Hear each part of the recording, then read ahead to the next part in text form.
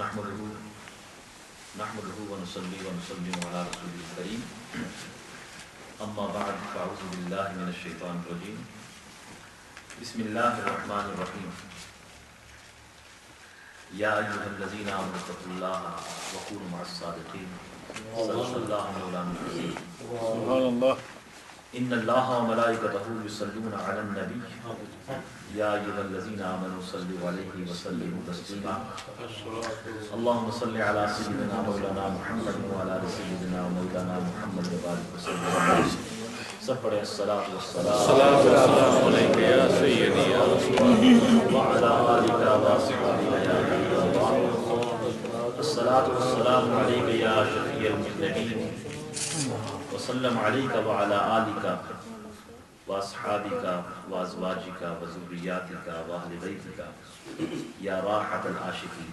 سبحان اللہ.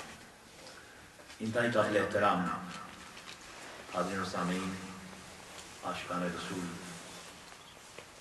مداح رسول، خواتین و حضرات، آج کی یہ خوبصورت مبارک اور پرفیض محفل روحانی مجلس جو کہ روحانی نسبت پر قائم ہے، طریقہ نقشبندیہ، قادریہ، چشتیہ، سہروردیہ، نسبت سیفیہ، دربار فیض بار بسہاں شریف کے زیر فیضان انعقاد پذیر ہے طیبہ اسلامک سینٹر میں.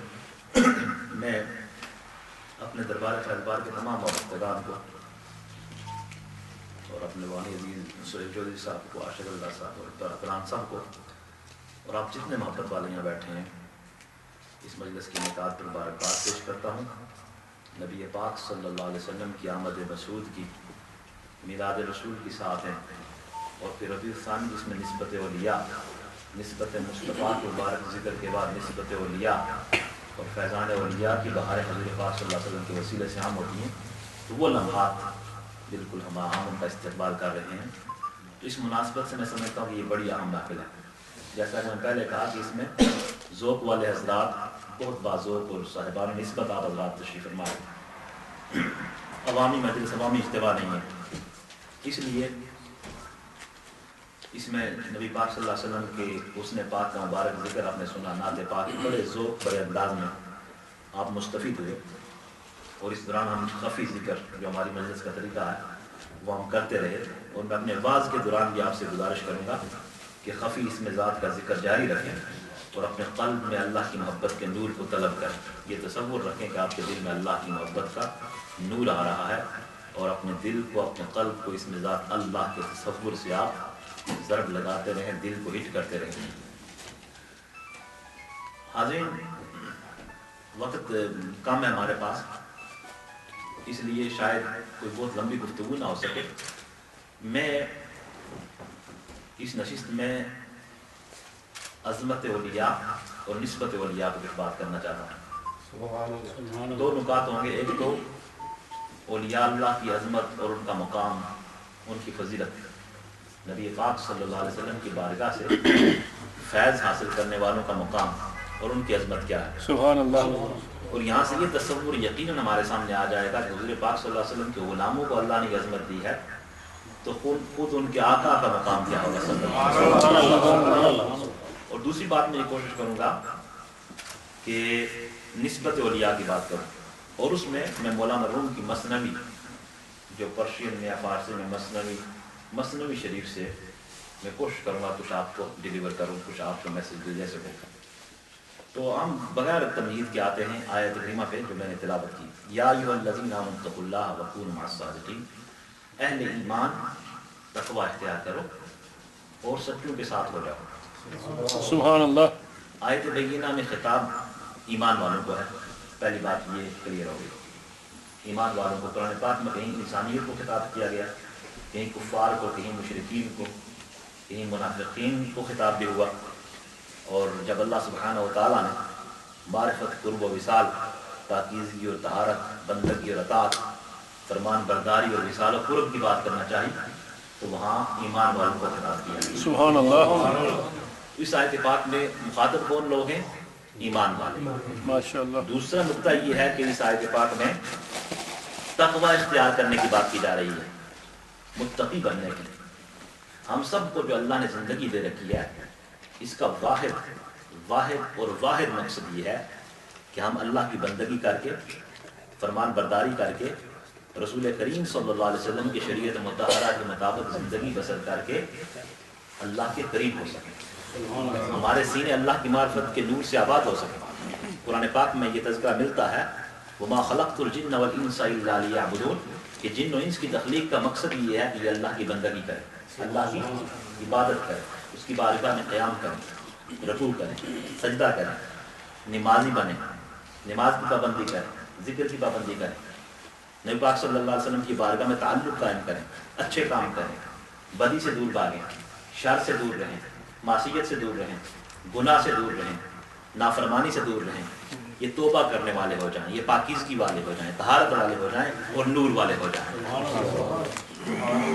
لیعبدون کا جو تفاسیر میں لکھا گیا وہ معنی لیعرفون کہا کیا گیا، تاکہ اللہ کی بندگی میں بندہ اتنا پختہ اور راسخ اور استقامت والا ہو جائے اور اس کو اس قدر فیض مل جائے، ایک تو اس کا من پیوریفائی ہو جائے، من کی صفائی ہو جائے، اور اس کے ساتھ ساتھ اس کا قلب اور روح اللہ کی معرفت کا خزینہ بن جائے، معرفت الہی سے سینہ بھر جائے انسان کا۔